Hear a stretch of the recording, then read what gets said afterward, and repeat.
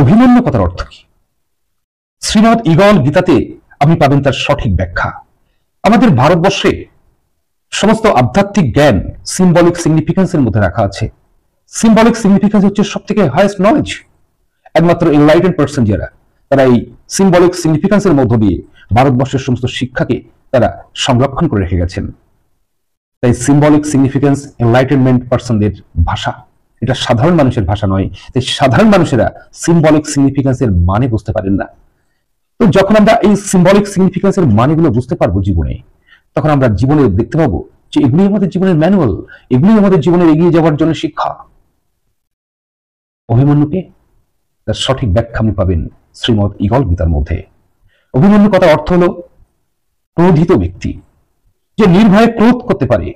অভিমন্যু, অভি কথার অর্থ হলো অত্যাধিক, আর মন্যু কথার অর্থ হলো ক্রোধ।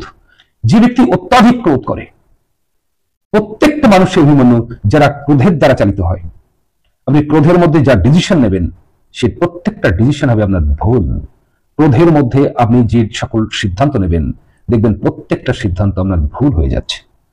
তাহলে আপনাকে সিদ্ধান্ত নিতে হবে এমন একটা পরিবেশের মধ্যে, যখন আপনার মধ্যে একটা স্টেবিলিটি থাকবে, যখন আপনার পিস অফ মাইন্ড থাকবে, যখন আপনি ভেতর থেকে স্থির থাকবেন।